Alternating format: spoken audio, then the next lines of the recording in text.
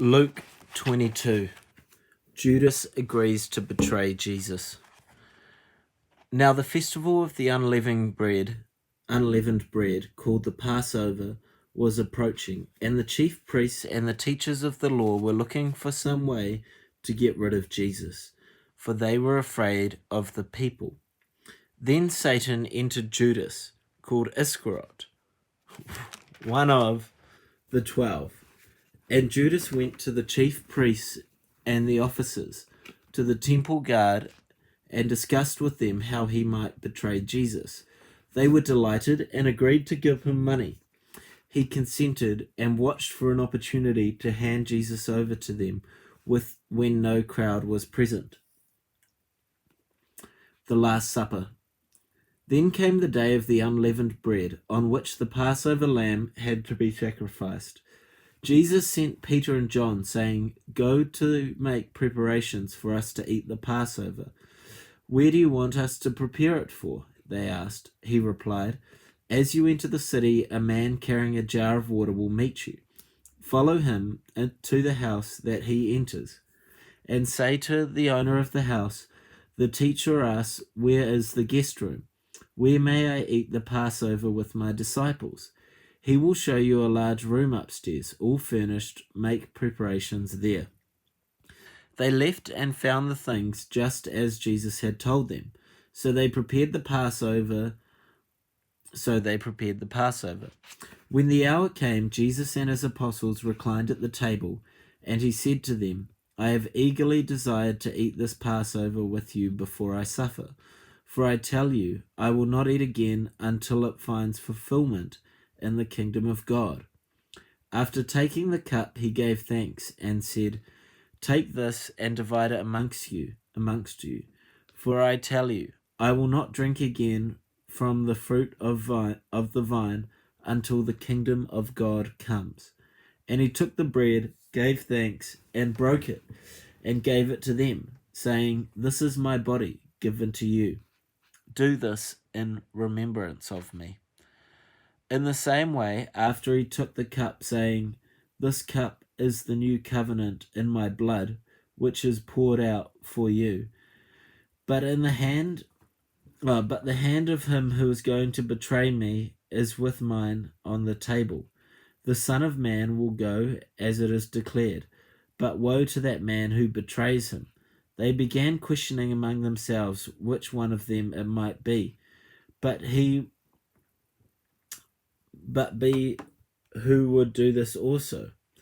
A dispute arose among them as to which of them was considered to be the greatest. Jesus said to them, "The kings of the Gentiles lord it over them, and those who exercise authority over them call themselves benefactors. But you are not like that. Instead, the greatest among you should be like the youngest, the one who rules like the one who serves. For who is greater, the one who is at the table or the one who serves? Is it not the one who is at the table? But I am among you as the one who serves. You are those who have stood by me in my trials, and I confer on you a kingdom, just as my Father conferred one on me, so that you may eat and drink at my table in the kingdom, and sit on thrones, judging the 12 tribes of Israel. Simon, Simon, Satan has asked to shift all of you as wheat. But I have prayed for you, Simon, that your faith may not fail. And when you have turned back your strength, strengthen your brothers."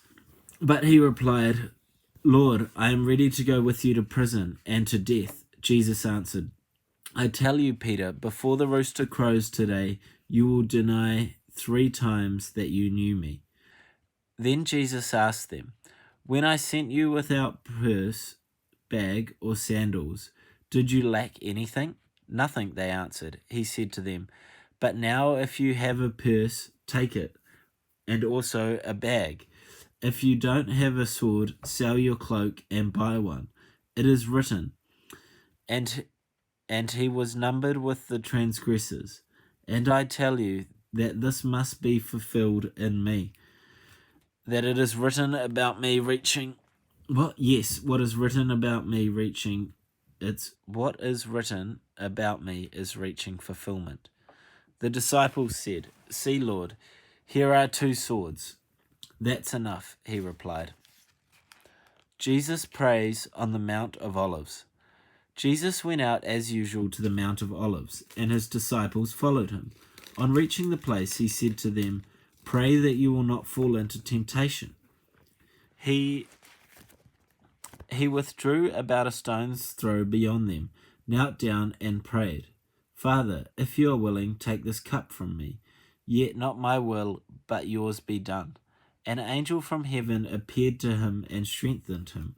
And being in anguish, he prayed more earnestly, and his sweat was like drops of blood falling to the ground. When he rose from prayer and went back to the disciples, he found them asleep, exhausted from sorrow. "Why are you sleeping?" he asked them. "Get up and pray so that you will not fall into temptation." Jesus arrested.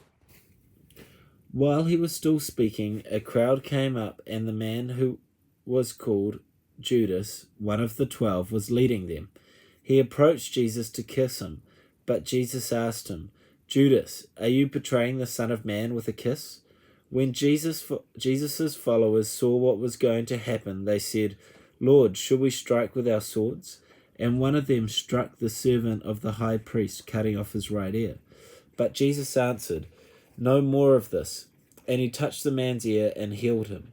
Then Jesus said to the chief priests, the officers of the temple guards, and the elders who had come for him, "Am I leading a rebellion, that you have come with swords and clubs? Every day I was with you in the temple courts, and you did not lay a hand on me. But this is your hour, when darkness reigns." Peter disowns Jesus.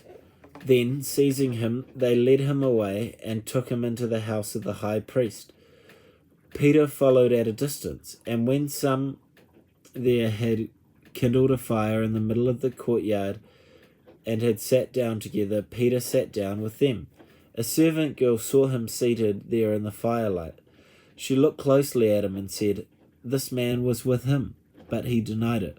"Woman, I don't know him," he said. A little later, someone else saw him and said, "You are also one of them." "Man, I am not," Peter replied.